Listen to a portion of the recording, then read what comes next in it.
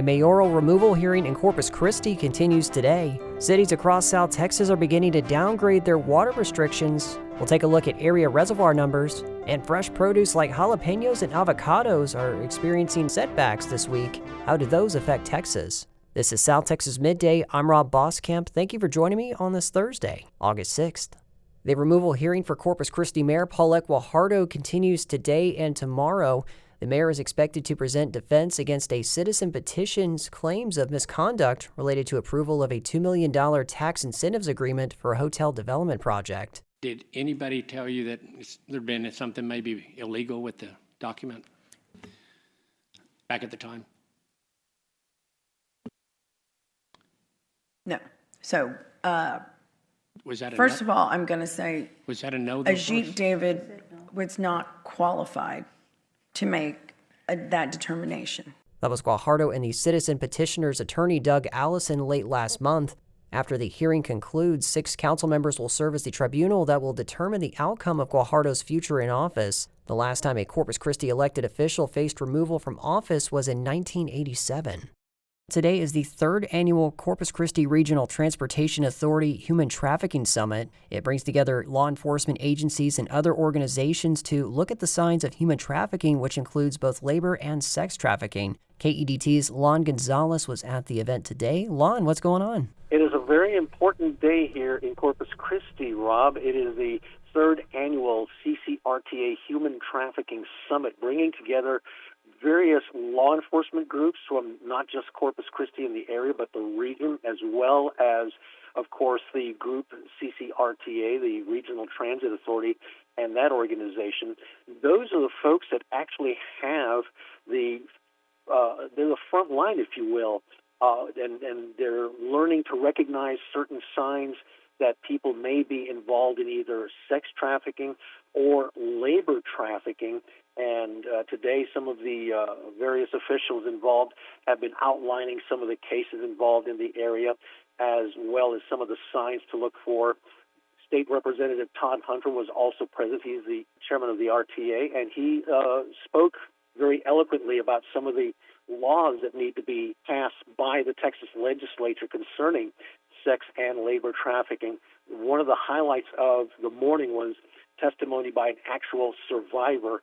Her name is Destiny Rizzo Pena, and she outlined her entire life as a victim of sex trafficking from the age of, I believe, something like 13 up to not too long ago, maybe about 5-6 years ago. Very, very powerful testimony on her behalf, and it's something that we will probably be seeing over the next couple of days here at this particular gathering. You mentioned organizations across the state joining in to watch for these signs.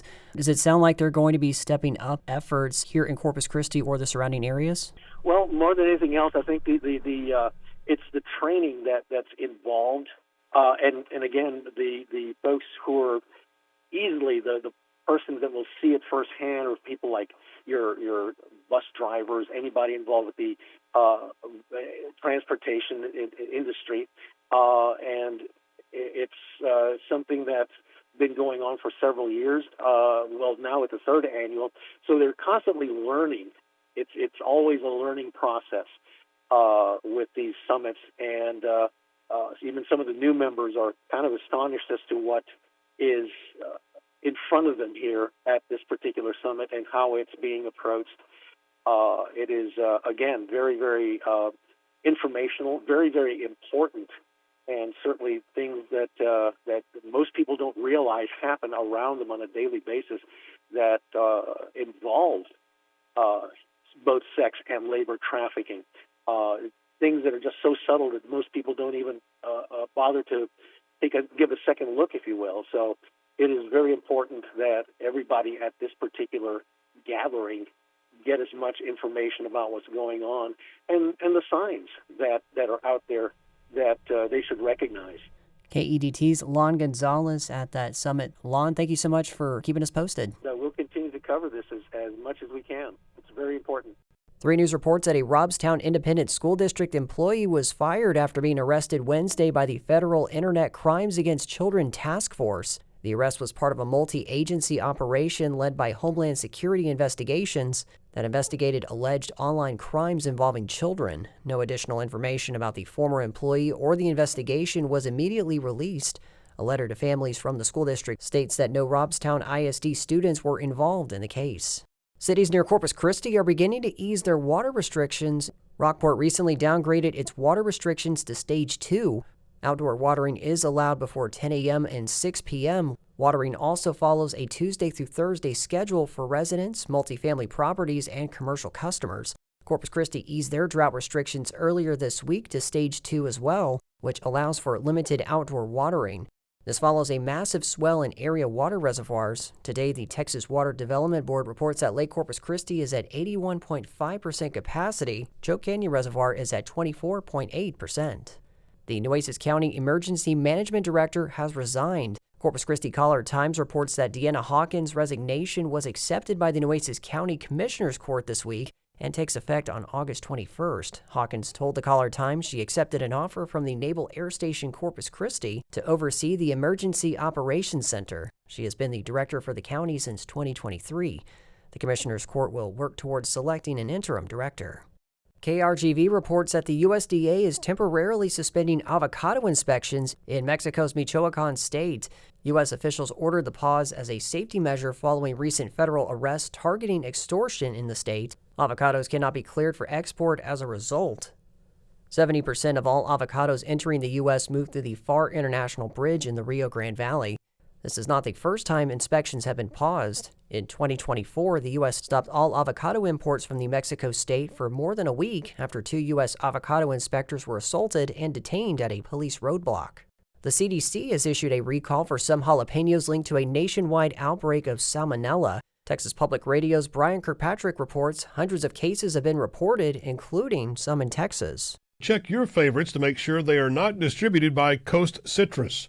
The CDC says the peppers were grown in Sinaloa, Mexico, and distributed primarily to restaurants or by wholesale. Chipotle Mexican Grill was among the restaurants notified of the recall, and they stopped serving them right away. Most people infected with salmonella get sick with stomach upset within a few hours to a week. Most recover within a week. The very young, seniors, and those with weakened immune systems sometimes require hospitalization. I'm Brian Kirkpatrick in San Antonio. The latest New World screwworm infestation was found Wednesday in sheep in Terrell County. Federal officials have now confirmed 45 infestations, including 44 in Texas and 1 in New Mexico. Other recent cases involve sheep, cattle, and goats in Pecos, Brewster, Sutton, and Schleicher counties. Movement restrictions cover parts of 22 Texas counties.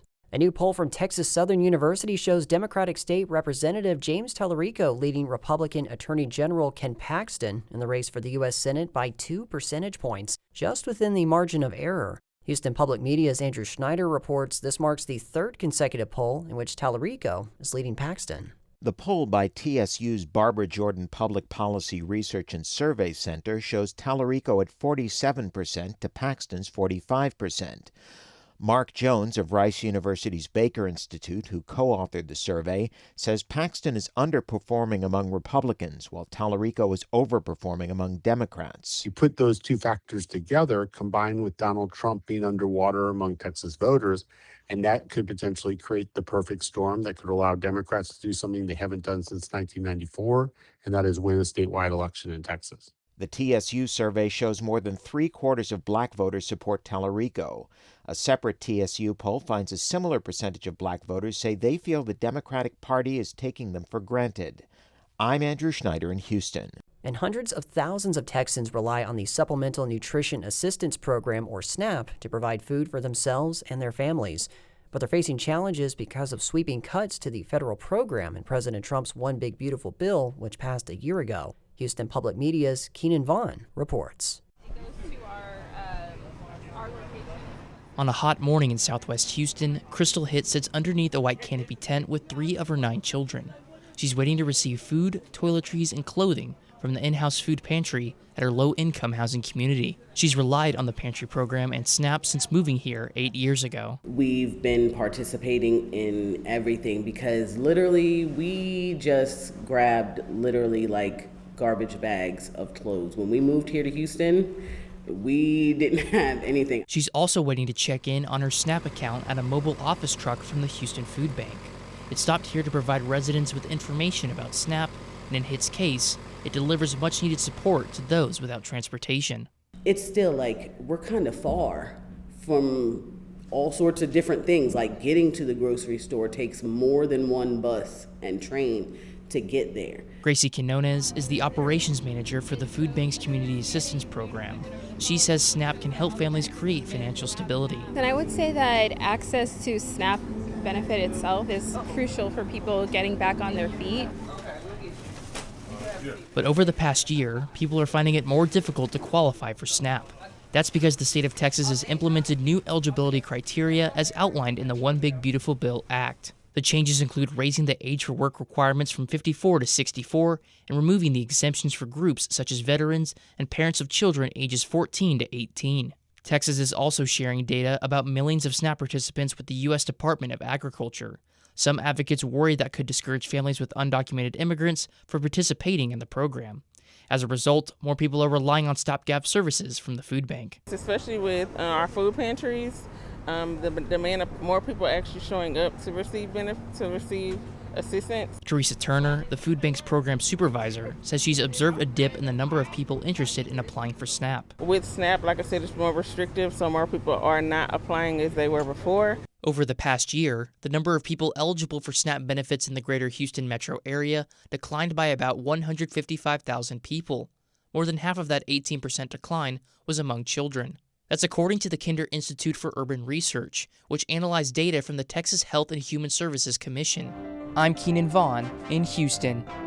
And that is the latest news and information on South Texas Midday. I'm Rob Boskamp. Your community arts calendar and more is on the way.